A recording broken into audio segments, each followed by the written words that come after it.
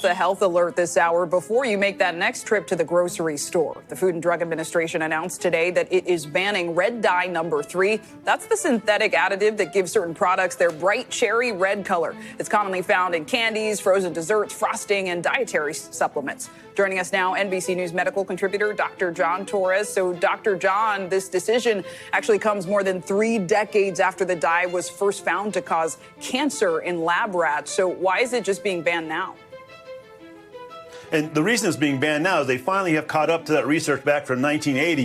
In 1980, it was found to cause cancer in rats at high doses, and they ended up in 1990 banning it from cosmetics because of that study. But in 92, they tried to ban it in food. That did not go through, and so now we fast forward to 2025, and they're finally doing this. Today, the FDA director for human health, for human foods, actually said that they are looking at this and they are saying, because it can cause an issue with human health and animal health, or possibly, they want to make sure that they get it banned. And so that's what they're doing right now. Unfortunately, the ban doesn't go through until 2027, and so you're still going to have to keep an eye on your foods to make sure you stay safe, Clay. From the candies we cherished as kids to the vibrant cereals that brighten our mornings, artificial food dyes have long added color to our plates.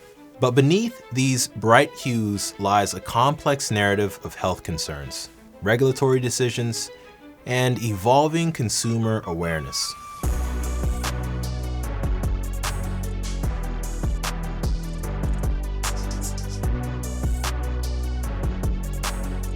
In the mid-20th century, the food industry embraced synthetic dyes, offering a palette of possibilities to make products more appealing.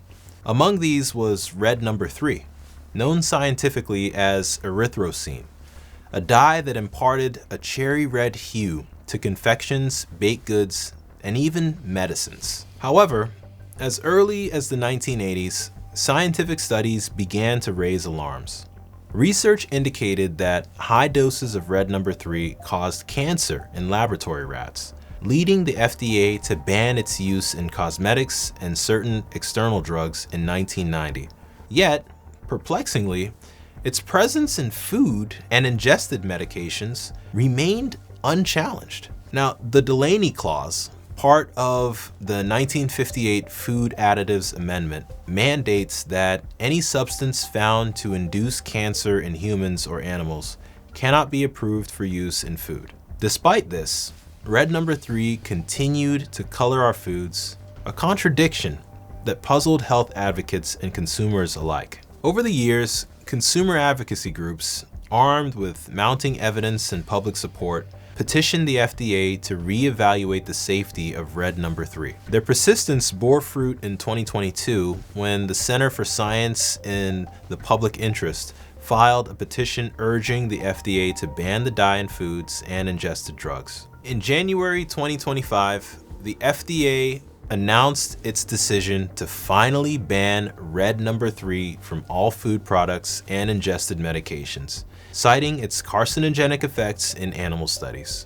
Now, manufacturers have been given until January 15th of 2027 to reformulate their products, with an additional year for drug products. And this has had some people disappointed. This decision impacts a wide array of products, from candies and baked goods to medications that utilize the dye for its appealing color. While some manufacturers had already begun phasing out red number 3 in anticipation of regulatory changes, others now face the challenge of finding suitable alternatives that meet both safety standards and consumer expectations. Notably, the European Union, along with countries like Australia and Japan, have long banned or restricted the use of red number 3 in food products, citing health concerns.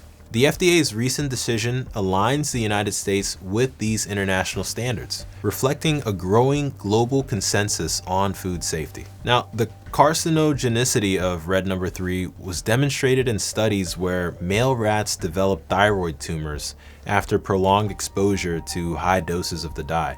While direct evidence in humans remains limited, the precautionary principle reinforced by the Delaney Clause necessitated regulatory action to mitigate potential risks. Organizations like the Center for Science in the Public Interest played a pivotal role in this regulatory shift. Their relentless advocacy, grounded in scientific research and public health concerns, exemplifies the power of informed citizenry in shaping food policy. Now, the ban on red number 3 is part of a broader conversation about food additives in the United States. Supporters of the ban see it as a step forward towards a healthier food system, while critics do argue that the FDA is overstepping and that the evidence for harm in humans isn't definitive. But the question is it worth the risk? With red number 3 removed, attention now turns to other dyes, like yellow number 5, blue number 1,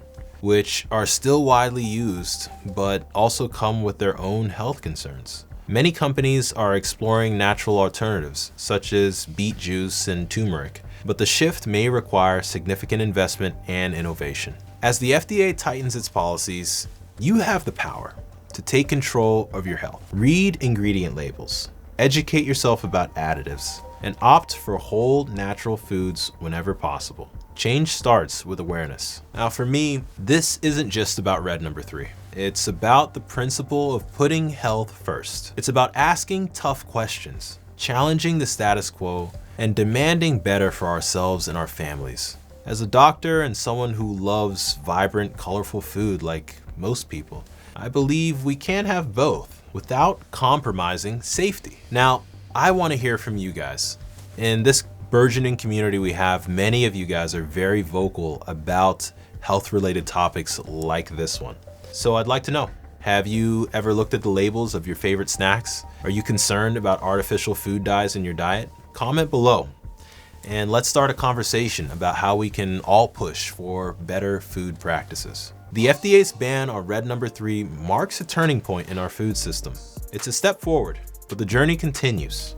Together, we can advocate for transparency, health, and a future where our food nourishes, not endangers, our lives. Be sure to like, subscribe, and hit the bell icon to stay updated on all things health, science, and wellness. And of course, stay dynamic. Peace.